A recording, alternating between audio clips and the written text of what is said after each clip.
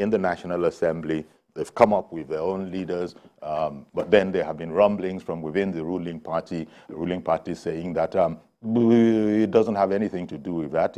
Whatever was obtained there did not emanate from the party. That's not what we're going to be talking about today. Maybe tomorrow, maybe the day after, we might be talking about it. The other very urgent one, I think, is Nigerians, indeed the world, is awaiting President Tinubu's ministers.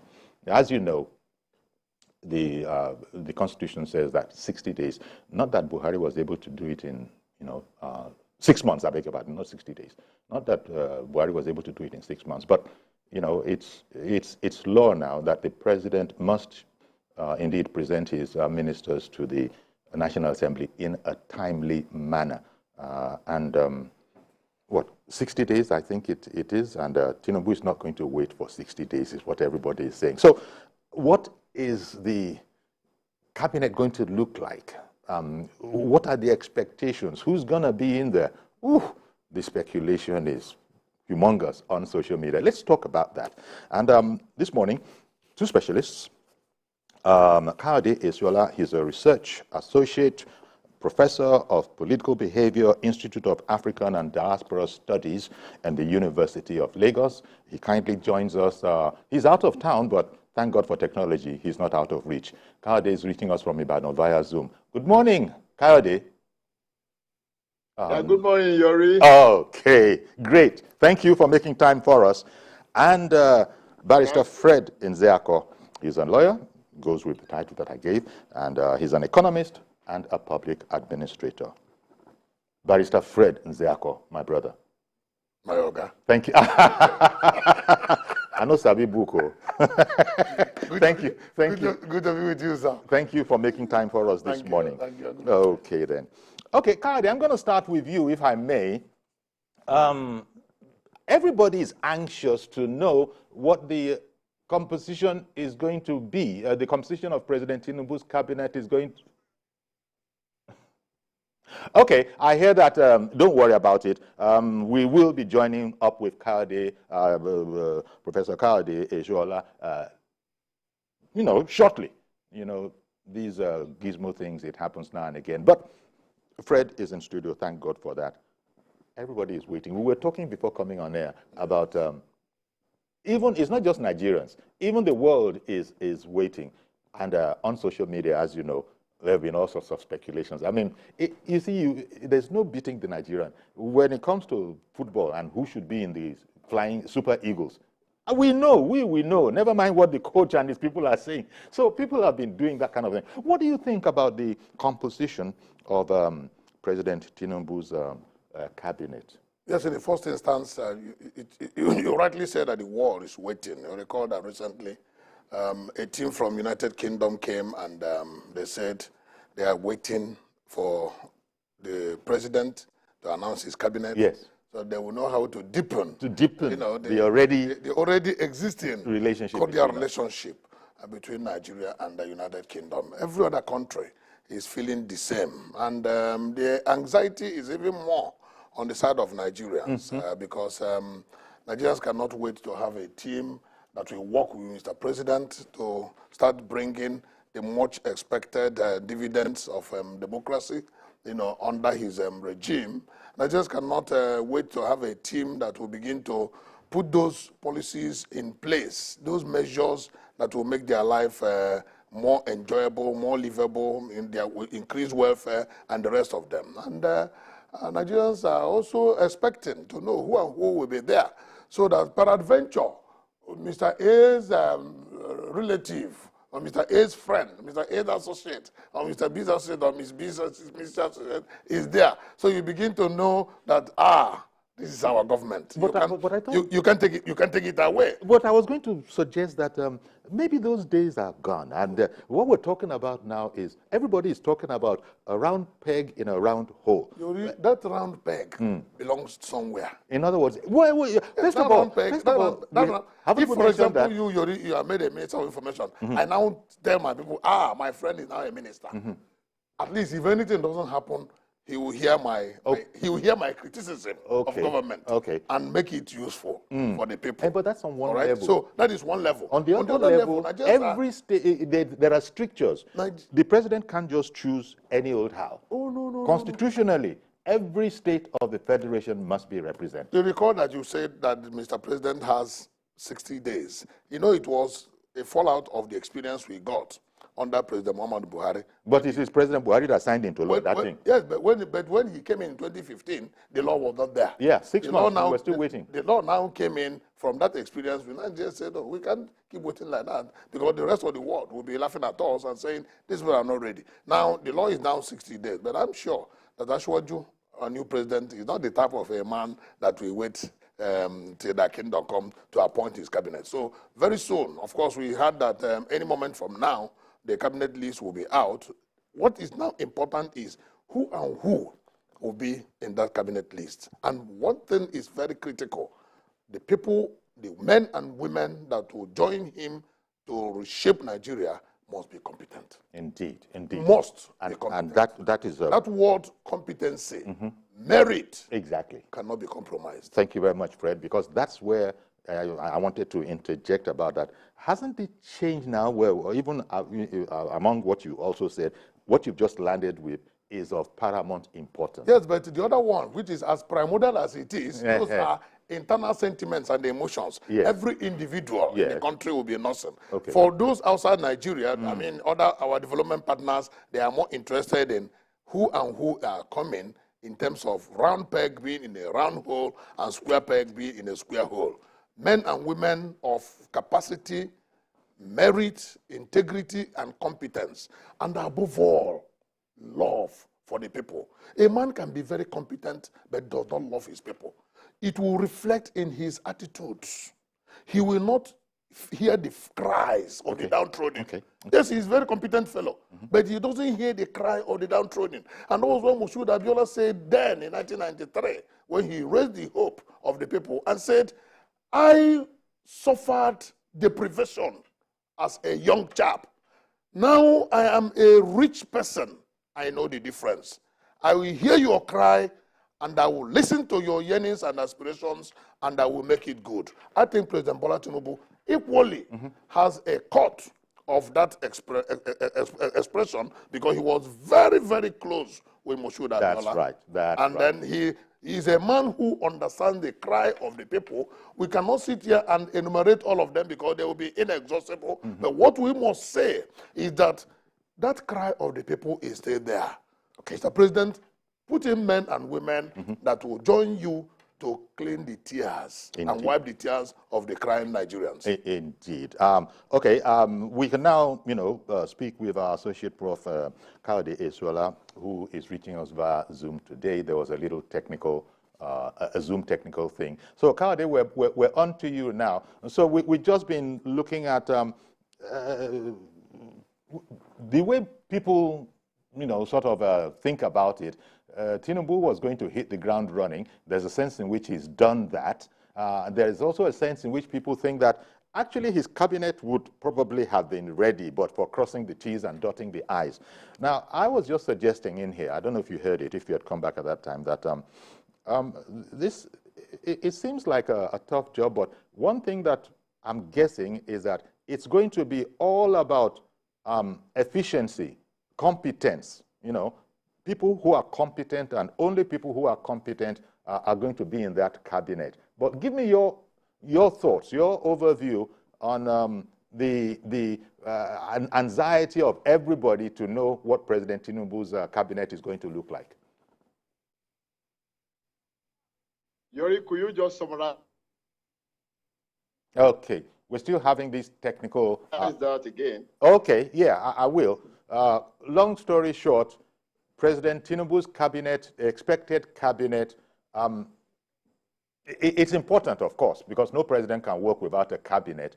But what do you think we can be looking out for, apart from the obvious, which I've stated, which is efficiency? It has to be people who are able to deliver, people who are competent in their fields.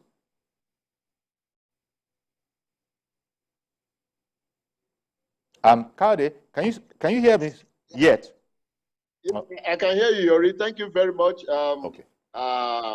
Of course, competence is key. You cannot negotiate it. But for any cabinet that wants to be successful, for any government that wants to be successful,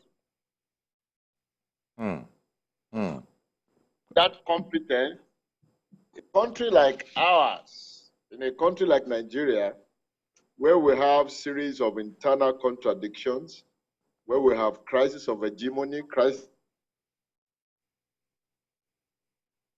of the state.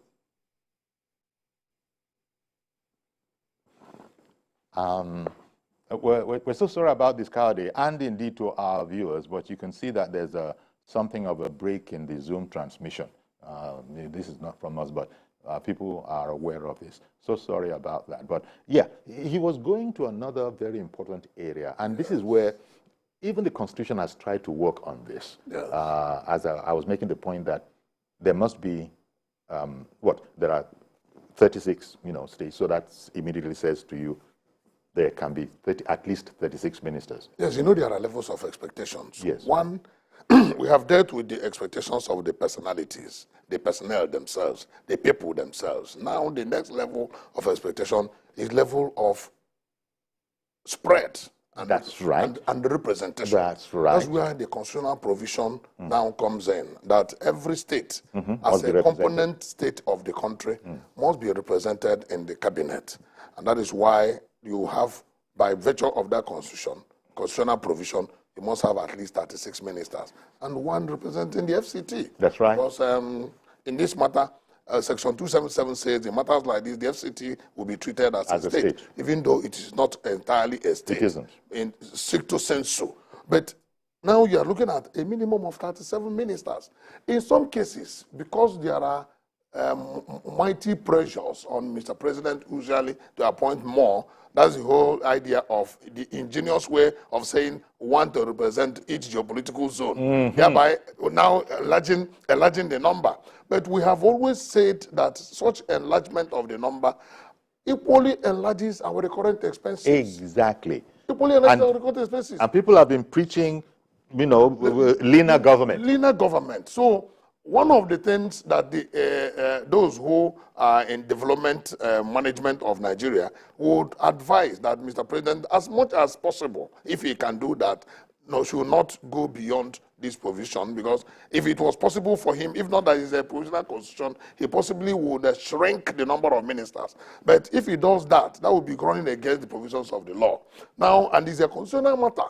So now that every state must be represented, one, this idea of representing geopolitical zones, if it's possible to sidetrack it, he should, and he will. And then by the time we have 36 ministers, I think that should be enough to run the affairs of the country, because in all aspects, there are equally civil servants running their shows. Don't forget that Orosa report had even recommended a shrinking of the bureaucracy, because now the bureaucracy of government is so wide and so big that it consumes large chunk of our budget every year, including the ones we borrowed and the ones we internally generated, 65 to 70%. In some cases, in terrible times, up to 75% of the budget outlay is spent on recurrent expenses. And what is recurrent expenses? Salaries, allowances, other expenses that do not go into capital development of the country. And this is a time for Nigeria to think more of capital development. And that was why I even in my own treatise recommended a shrinking of the bureaucracy to to 6. But that is a huge discussion for another day. So that instead of having 36 states, we should be having 6 administrative states and 6 states in principle. And then at the end of the day, but that is when you are talking about deep restructuring. But that is not what we are talking about today. The challenge and the task ahead, immediately ahead of our dear president, how does he now select those men and women that will work with him and make Nigeria better than what it is today? It is, well, to those of us that are not in there, it is a difficult job, but happily, President Tinubu has said, no pity. We asked for this job. We applied. We begged for it. So nobody should just be sorry for us. We will do the needful. So, Kade, I'm coming back to you. This is an opportunity, is it? You know, I'm sorry about the going and coming, but so let me just move forward. There's an opportunity here to address this whole question of a government of national unity. Is there not? Yes, I think there is. If you revisit the structures that brought in Tinubu as the president of Nigeria, you will see that there was a deliberate attempt on his own part to toe the line of national unity. Mm-hmm. It was a strict handshake across the Niger. And that is why I said one of these days I appeared in your program after the swearing in that you might not like Bola Ahmed Tinubu. One thing that you cannot take away from him is the competence, the capacity, the ability to shop around for the best brains across Nigeria, irrespective of where they belong in terms of ethnicity and religion, and then make them do the work while he gets the glory. This is not soothsaying. This is from records that he has had from Lagos. Of course, performances could be much better than they were, but you can't take that away from him. Definitely, if he extends the same philosophy to the Nigerian state now that he's in charge of everybody and every state, we will get the right answer. Indeed. Government, national unity was displayed by him before, and it should be the focus now so that we can all get results.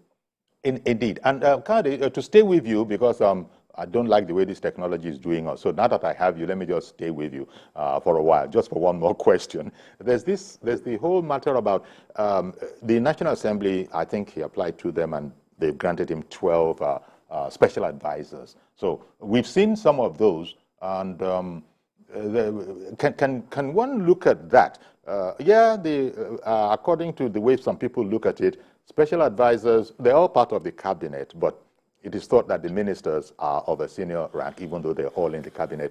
Look, does this, when you look at that, can you glean anything from the appointments that he has made that doesn't require Senate approval that he has made? Is that in any way indicative of the kind of thing to expect? I'm looking for expertise here. I imagine Nigerians are too. Expertise in every last minister that you appoint. It's not a matter of what does this one have to do with it? Even though, Kade, I must say that I've heard it said before that, look, you don't need to be a medical doctor to be Minister of Health. You know, that kind of a thing. I don't know what your thoughts are on that matter.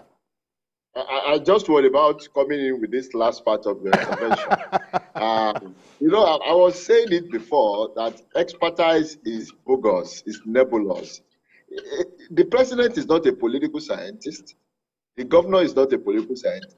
How come he's heading the political organization, the largest political organization at state level or at the national level?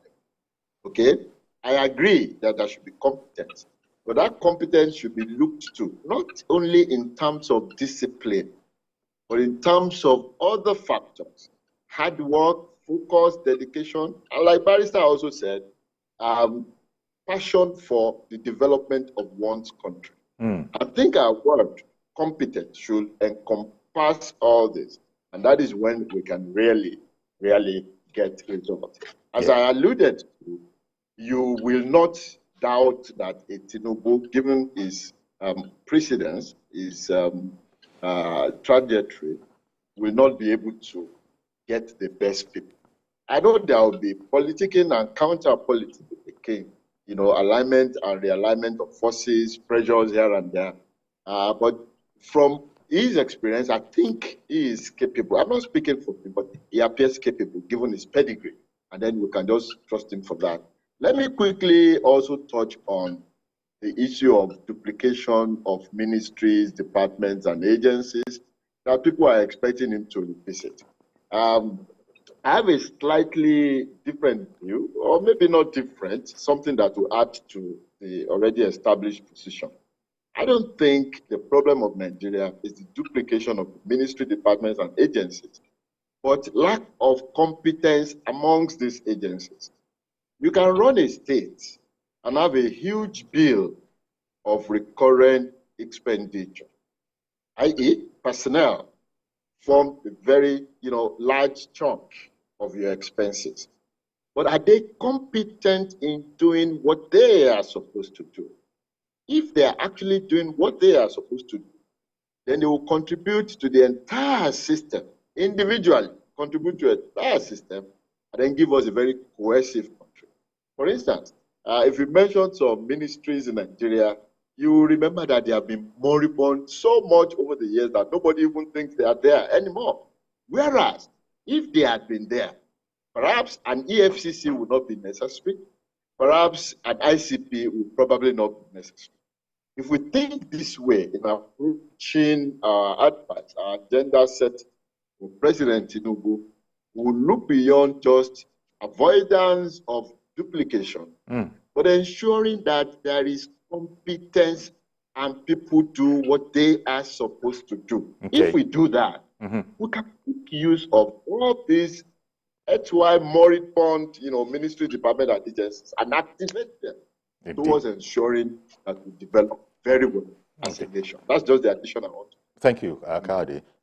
Fred, the ministers, of course, will be heading up their own ministries. Yeah. And so this is where it relates to what Kadi was speaking about. We just expect people to, to be competent in whatever the assignment is that they are given. Now, as you know, ministries is populated by civil servants, right up to, right now, I think it'll be the PAMSEC who is the permanent secretary. Yes, who is holding forth.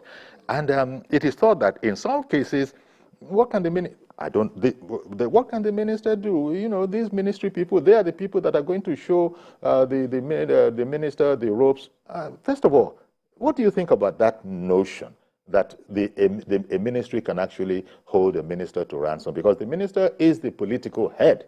He is the boss. He is the final say on this whole matter. But and relating to what Kadi said also, that there are some ministries that you begin to wonder, are they actually still in there? People it's not, we're talking about MDAs generally, the Ministry of Orientation.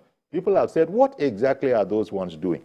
So that's another aspect to this whole matter, is it not? That people who are able to manage men and resources, as opposed to being led by the nose by anybody. It's not in Tinubu's style. He wouldn't choose those type of people, hopefully given the reputation that he already has and that he has demonstrated adequately in the past.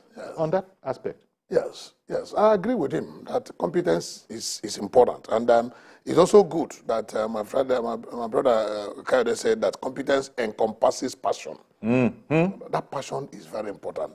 Passion to get things done. When you are in a hurry to get things done, you cannot be lousy. You cannot afford not to keep moving.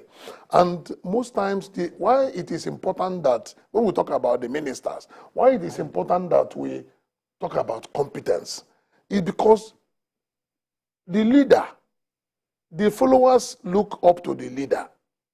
And once the leader is seen to be competent, even the followers know. They will say, this our minister doesn't take nonsense. That's right.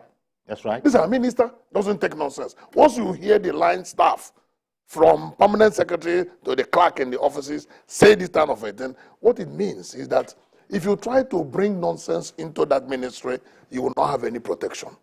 But when the minister himself is the one that will come, apply, divide, and rule,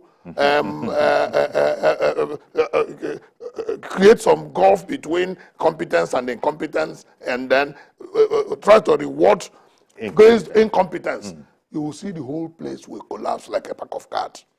I know there's much more of that, and I'll come back to you, but in the meantime, let me just, Mr. George, good morning, and thank you for calling in. Good morning, Uncle Yori, and good morning to your guests. Yes. Uncle Yori, please, I will ask for 90 seconds to make... Please go ahead. Uncle Yori, we have to start from what we know to what we do not know yet. I want to talk about those that have been tested, that we can say, yes, we can point to something that this is what this person has done, this is what this person has done. And I am also particular about ministries that have direct impact on the populace that they can experience every day. Ministries like works, ministries like justice, ministries like transport, ministry like education. For Ministry of Work, I want somebody that can save us from the hands of Julius Berger on Lagos-Ibadan Expressway, East-West Road, and all this. That's why I'm advocating for Wike. We know how he dealt with them in Port Harcourt. We have seen what he has done there. And he's somebody that can be trusted with that type of project. I want somebody like Fashola to go to the Ministry of Justice, where his intellect and experience can be brought to play in our justice system. I want somebody like David Umahi. We all saw what that man did in Ebonyi State. I am not comfortable keeping such a man in the Senate, just talking, if he's not the Senate president. They should bring him out from the Senate to the executive. Somebody like that can handle FCT. Since El-Rufai left FCT, we have not seen, development in FCT like El-Rufai did. That is why FCT people are always voting against the ruling party. It shouldn't be made to happen again. And then El-Rufai himself is somebody that has a lot to offer. We have seen what he has done before. Even the Ministry of Transport, and you will see our rail system. Our rail system will change and connect to the states. I'm also passionate about Obi Ezekwesili. I know that she's angry now, but look at her past. When she was in the Ministry of Education, she spent less than a year. And the innovation she brought there, no other minister has done it since she left. Let them call her back to the ministry or as a special advisor in a very, key institution. There's a man who is the chairman of Accord Party. He's an educationist. A young man like that. If you check his background, you know that he can run our educational system. Okay. So I know that the president knows a lot of people, but we who are common people, the ones who have experience, and speaking from that perspective. All right, then. Just a suggestion. I want to thank you very much, Mr. George. Thank you for calling in. I've got to take a break now. Mr. George has done the appointment already. But, I'm going to come back. Professor Kade Esrola and Fred Nziako, I'll just take a break, come back, because another area has been touched upon. We're going to have to cut across, is the suggestion that is being made. Not everybody can come from APC. People are saying there's going to be a reach out across party lines. All of that when we come back. Stay with us, please.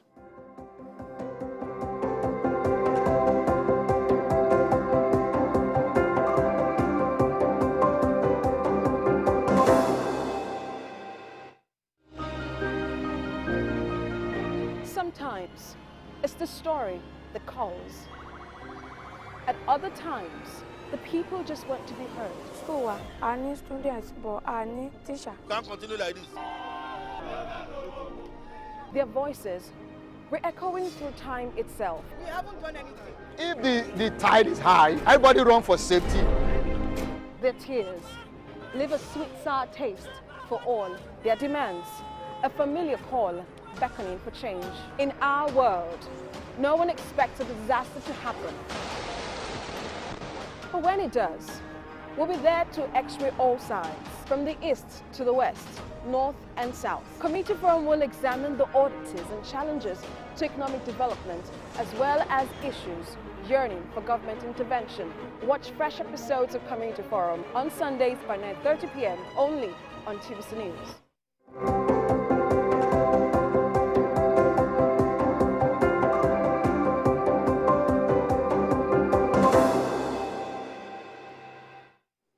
Welcome back. Nigerians await Tinubu's ministers is our talk caption this morning, but it's not just Nigerians. As we said at the top of the program, other people are also waiting around the world to see what the cabinet is going to look like. To paraphrase the words of the British, we're waiting to see the nature of the cabinet so we know how to deepen our already good relations. Mr. Yakubu, good morning. Thank you for holding on. Yeah, good morning, sir. Thank you for calling in. Good morning to your two guys there. All right. As you can see, Nigeria are eagerly waiting for the face of the government when we are talking about the cabinet, because we are expecting a lot from Ashwad Bola Ahmed Tinubu presidency, because we know that he's not going to fail us. We know that for sure. Because the way he started, yes, we know that it's going to be like this. And then at the end of the day, we are all going to be enjoying the dividend of democracy. Mr. I just say something, which I totally agree with him. Similarly, I can't wait to see Babatunde Raji Fashola, former governor of Lagos State, be an Attorney General of this federation. I can't wait to see former governor of Rivers State, Similarly, how dare you, we can give you a job, and then you fail to do the job? How dare you? Before Mr. President, an APC president can give somebody award, being a performing government in terms of infrastructure, it is not a my. Look, if you travel all the way from Abule and back down to Ifo, Mr. Yori, you understand why I'm saying this? Because that road, it is not going area anymore. That's right. We only use one road, first year and first two, and then in the night, don't believe. Police will still stand on the road, telling us to go and take that very particular one that is very totally unmotorable. And then they'll be telling you that you have to go and pass there. And then they know the road is so far. Even them, the police, they cannot hold a car and then pass in that very particular part.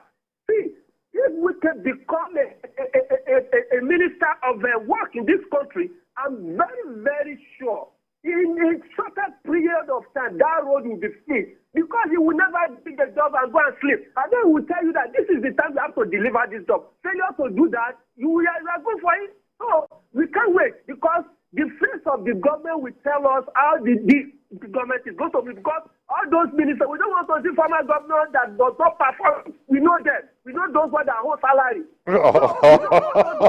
Okay, Mr. Yakub. Okay, Mr. Yakub, thank you very much for calling in. Kaude, let me try you. Kaude, can you hear me?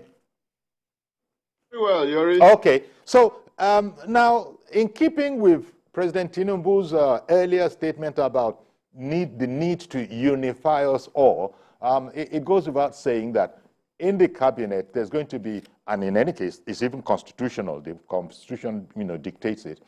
There's going to be a reaching across so many different borders to see what can be done in that direction. That is something that there still is room to be creative with, isn't it? Yes, it is. I mean, from the interventions of the two callers, you can see that one point is clear. And that point is consistent with what both of us in the studio, well, I'm off studio, have been giving you. That competence this time should be widely defined, should be all inclusive. I mean, your performance, your passion, your energy to deliver, your respect for the Nigerian people are part of what politically in Nigeria we should consider as competence. Irrespective of the party where you are, shop for the person if you know he can deliver the job. In reality, age is not on the president's side. And naturally, there is very little he can do by himself. But then one of the laws of power is that never do for yourself what others can do for you. Give them the details to do it, and you get the glory. I think that philosophy must be consistent amidst all what we are doing today. And we must pass that straight to Mr. President. Please, competence. But not just because I studied education, I must be Minister of Education. Or because I'm just an engineer, I must be Minister of Works. No, that is important if it comes. But other factors are equally key. Your passion, your respect for the people, your determination. Look at the Lagos-Ibadan Expressway that somebody mentioned. Yes. I mean, I'm frequent on that. It's an outrage. And I know the difference between how the Lagos end is organized and that of Ibadan end. I think one of the contractors does not have respect for the Nigerian people. You block the road when you want. You don't even think of alternative solutions. You just do things haphazard. Those are the things we are going to have this time. If we have an energetic minister, we will go there, sit with them, that you can't subject my people to this kind of action. That's right. If people are spending 8 hours, 9 hours in traffic because you want to build road for them, when they die, before you finish building the road, who will use the road? We need very aggressive people. And like Fela, we always think, Indeed. No more gentleman this time. Nigeria has become so much diversified in the past 8 years that we need only very few gentlemen to run the ministries, departments, and agencies of this country at this time. Indeed. And thank you very much, Kaudi, as well as Mr. Yakub Ndokwemu, who called in on that Lagos-Ibadan road as an example. There's a sense in which the people even felt that this government had abandoned them, seeing the excruciating agony they were going through. And it wasn't until the Salah approach that people now intervened and said, look, okay, there's going to be some respite for Salah. And people had their hearts in their mouths that now that Salah is over, is that horror going to return? But so far, so good. I don't know what's going on. It hasn't come back. But Mr. Aliu in Kaduna, good morning to you, sir. Go ahead, please. Good morning, Uncle Yori. How are you, sir? Good morning, sir. I'm very fine. Thank you very much. Thank you very much, sir. My regard to all the crew, and also thanks to TVC News for highlighting us in what is going on in our own country. We are very proud of you people. You're very kind, in sir. fact, if I'm to suggest of somebody who is to be appointed as a minister, I'm a Nigerian, so if I may be given that opportunity, I would say, because I have seen his belief in tested and trusted. Governor El Rufai, by the time he came to Kaduna, I'm telling you, Uncle Yuri, there is no any 100% better road in the Kaduna township. But as El Rufai came, some senators, those that are against him, refuse him getting money to do the job for the first 4 years he was in office. But after that 4 years, he was able to get money. I'm telling you, the work he did is more than the job they did for more than 100 years back. In fact, the road he built, nobody believed El-Rufai will do it. And all of them dual road. And again, the thickness of the road, it was just like there would be no any way again to destroy that road. If you see that road, I'm telling you, a priori, any trailer can pass, anything can pass, even the bridge he built. In fact, that man is the man that is even good in anything, because what he did in Abuja, he did it in Kaduna, and under only 4 years, it is somebody who go to inspect his job, even 2 o'clock a.m., 1 o'clock a.m., he doesn't he pay you, you must deliver the job. And for Minister of Justice, me, I'm advocating of this person, Kiamu, is a sound and young lawyer. If he can be there, I think he will perform wonder. But for somebody to suggest OBS Kwasile, I'm telling you, all Nigeria, about 98% of Nigeria will reject her, because according to what she has been vomiting, just because she hate APC, and also many atrocities have been happening in her own state or her own region. That woman cannot condemn that activities. But if something happens somewhere, she will be the one to worry Twitter, worry Facebook, worry all the mainstream media. But if nothing is happening in her own domain. Okay. Sorry,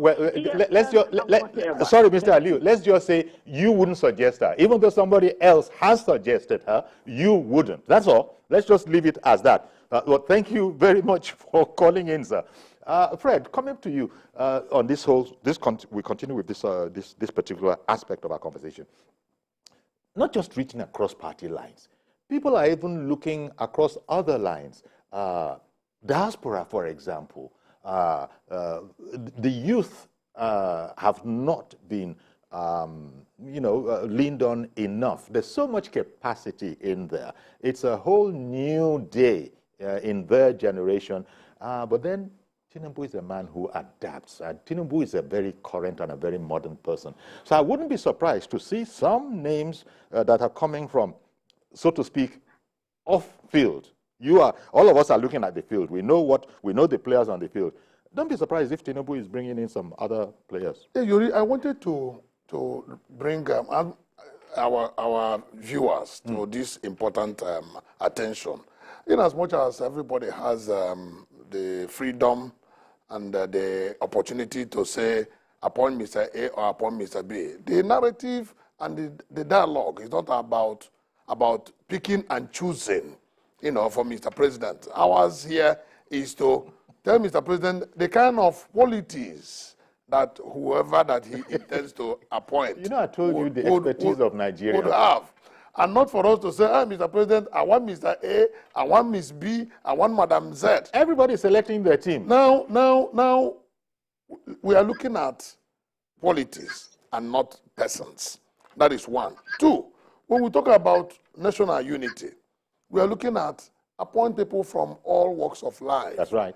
Not only from their immediate constituency or mere political party, because we want to see him change the narrative. That's right. In which case, the winner takes all syndrome would be adjusted to the aspect of bringing everybody that is competent. And that's where you mentioned the youth, you mentioned the diasporans. That's right. Everywhere. And then the private sector. And then everywhere. Both public and private sector. That's right. Both youth, young and old, that you have those people that are competent, passionate, and ability. Let them come in. Why you leave the old a bit? Yes, or you want them in too. And so that Nigeria needs the young people. Let them come in. Okay. Let the young ones also come in. It's important that we don't always focus on the players that have been there. All right. Then. If anybody is not given an opportunity, you wouldn't know how competent the fellow will be. And I believe that Mr. President will bring in people that have not been in the field all this while, but who in his own wisdom he feels that will deliver. And that is why he will set measurable standards such that anybody, because that's another leg to this, anybody who you feel will deliver, that's first to deliver, should immediately be shown the way out. Okay. Mazi Okorafor, thank you very much for holding on in Arochukwu. Good morning to you, sir. Good morning, sir. That's Mazi Okorafor. So I think you're not supposed to be there. Even Babajide and this other man that joined together doing Hangout, they are not supposed to be there on the list. I don't know. Now, issue is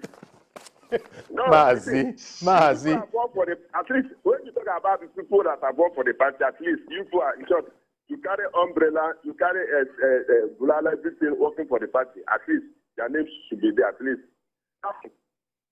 matters arising. At least as of yesterday, National Assembly, the Akpabio and the other man, at least they balance the equation. All political parties, nobody will complain. That is how, like the ministerial appointment there now. At least, like what the guest was just saying, it's not a question of winner takes all. Let's balance the equation. Not a question of balancing the equation, just mere appointment. I think why one of the ministers said before, Adam, he said he was ignorant of the Ministry of Education. At the end of the day, we saw that over 75% to courses in Nigeria, they are not accredited up to today. Well, I hope the new person coming there to man that ministry will not say the same thing. Because we need people that are technocrats, people that are ready to work, not recycling. I repeat, not recycling, not recycling. Let's get people that forget about religion, forget about tribe, forget about sentiment, forget about the way you're coming from. People that are ready to deliver. Honestly, when we have people that are ready to deliver, everything, nobody will complain. I think that's why I said nobody's complaining. All right. If anybody gets it, except the party headquarters that is government that say they will not contact the party headquarters. Now, people are finished their own now, conducting elections, produce presidential candidates, president is there. Why? You don't look. Anytime they invite you to come and cheer, you come and cheer. Not a question of you must. It doesn't work like that because. Mazi, I'm so sorry, sir. We've run out of time, but thank you very much for your call and also for your suggestions. Kanade, this whole question about the need to look far and wide, the need to look outside of Nigeria, which they do in sports. Nobody's saying that sports is politics. Although there are people who will tell you that, what do you mean by that? Sports is Babanla politics. But, that kind of a thing. Do you expect the president to actually look to the diaspora where there's so much talent? We keep on seeing on social media this genius of a Nigerian who is doing wonderful things, but nobody knows about those kind of things here. Are you expecting that kind of a thing? Then the private sector, beyond the usual suspects for sources of these political players? Yeah, Yuri, on a very light note, sport is politics, life itself is politics. Right in the studio, as you are there, what goes on is politics. What's the desire of man? That's why I adjusted the end. That's why I adjusted the end of my statement. I agree that, and that is based on what we have been talking about all the while, the philosophy. The underlying point is that appointments should be made far and wide in an all-inclusive manner to ensure that those who are competent, competence now defined in its holistic sense, which I have explained to you, those who are competent ultimately get to run the affairs of the country. So whether they are in the diaspora, whether they are at home, irrespective of the political parties they belong to, or the disciplines that they have in the university, those things do not matter. Can you do the job? I mean, okay, let me use this opportunity to take on Mr. Emmanuel in Ikorodu. Good morning to you, sir. Yeah, good morning. Quickly, please. Good morning. Yeah, good morning. Yeah. There's one thing I know about Bola Ahmed Tinubu. Yeah, good morning. Okay. There's one thing even if you look at the National Assembly selection yesterday, it was not about maybe one-sided party.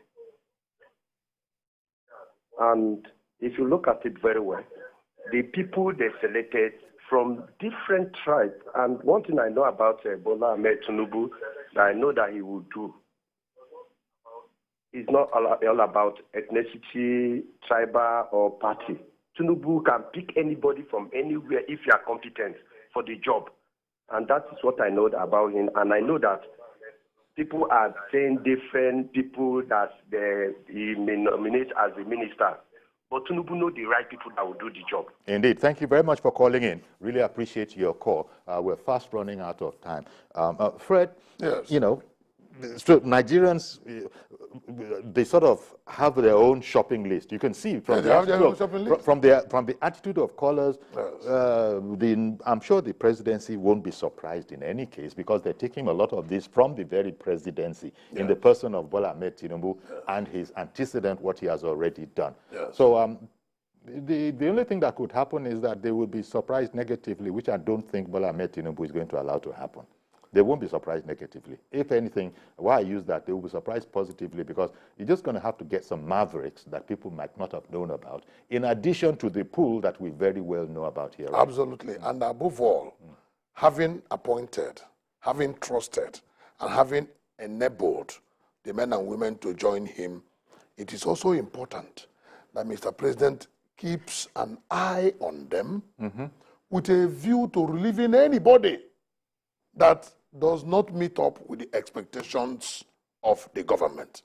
It is one sour point in President Muhammadu Buhari's administration where, irrespective of how incompetent anybody was, he was not willing and ready to drop any fellow. And if the leader does not drop incompetent hands, then how is he going to replace incompetence with competence? There may be a perception about. The trick is not to put an incompetent hand there in the first place. In the first place. In the first place. So, but that competence may be perception based. Okay. It is the reaction that will determine whether that competence is put through or not. And Nigerians are going to be watching. And that is measurability I'm sorry for actions. But you know why. I'm not as rude as that normally. You know. Kade, just to come back to you, to touch base with you again, on the way out now, we just have a few seconds left. You got any last words on this particular topic?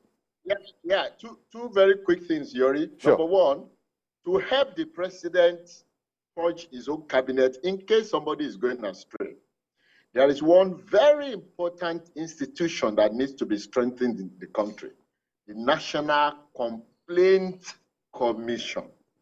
If you strengthen that place and that institution does what it's supposed to do, half of the president's problem is solved. Because you easily get somebody who's not performing and the public will weed the person out.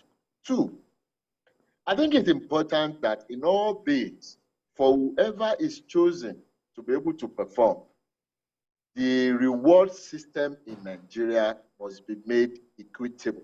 If I were President Tinubu, this is the time to cut the excesses in the allowances of those I'm going to appoint. And I will tell you, are you coming to work? This is what I can offer you in the interest of Nigeria. Let's adjust to other sectors of the country that have been moribund, that have been impoverished, so that we can have a balanced arrangement. So, very important, activate or reactivate the National Complaints Commission to easily expose those who are not performing so that the public will judge and the president can then decide. All right, then.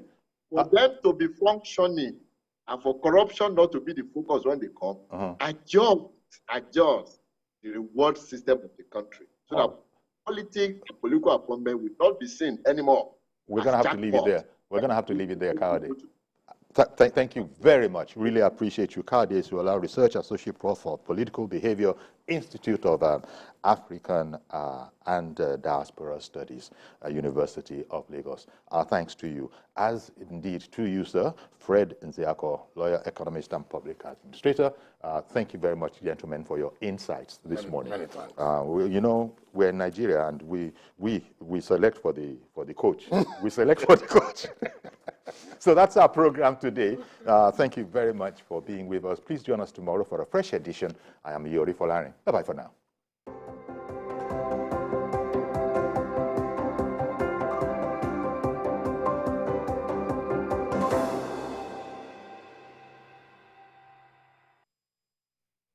Instant breaking news from all over the globe. Live streaming of your favorite programs delivered directly to you. Watch anytime from anywhere on your mobile or smart devices. Download the TVC News app today. Available on Google Play and Apple Store.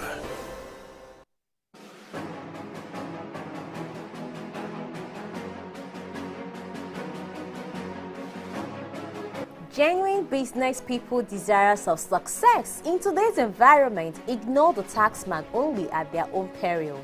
Under the oversight of this board, the FIRS will continue its transformation into a premier revenue collecting agency. For up-to-date and accurate information on your obligations, duties and rights under the various tax laws in Nigeria, watch Tax Matters on TVC News Thursday, 6:30 p.m. to 7 p.m.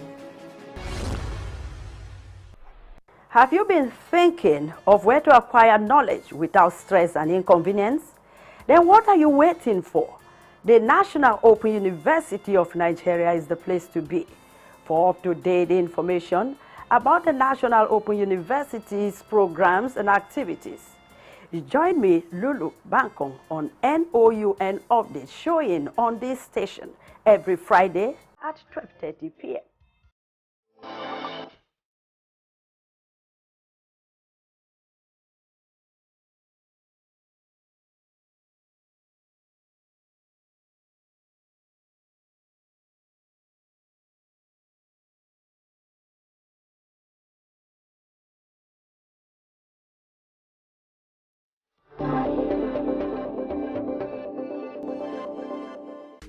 What is better than your view on weekdays? Your view on the weekend. Something special, something more. We have an extra dose of premium television experience. Your Saturday is about to get upgraded with more engagement, information, and special moments. Let me speak pidgin. English is a problem. Don't see your parents finish. Yes. I don't know another English. Do you want to know? By beating. Join us from Saturday, the 15th of April, 2023 at 9 a.m. for the weekend edition of Your View.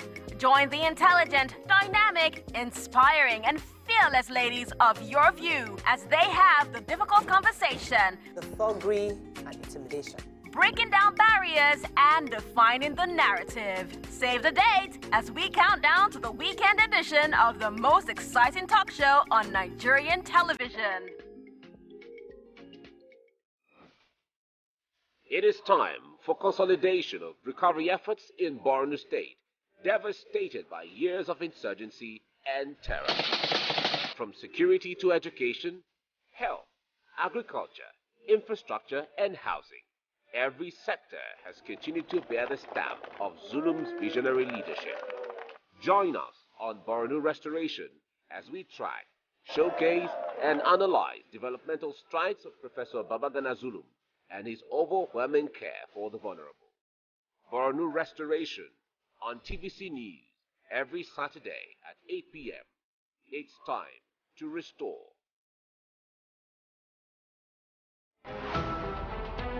Every major news story is with many perspectives and layered with different levels of impact. Hello. What time did this happen? We will be right there.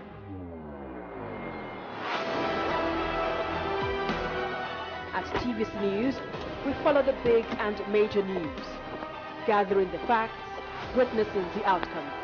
I am here live at the aftermath of the approval of the new national minimum wage. We are TV Station of the Year, not just for breaking news, but for being first, fair and accurate. TVC News, first with breaking news.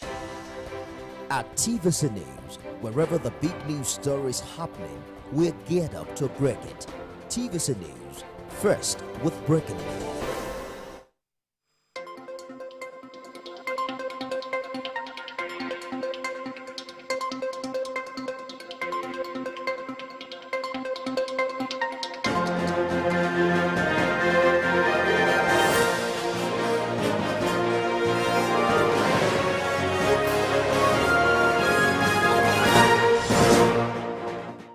Hello and welcome to the media news this hour. Let's begin the news at the presidential election court sitting in the nation's capital, where President Bola Tinubu earlier today opened his defense in the petition filed by the Labour Party.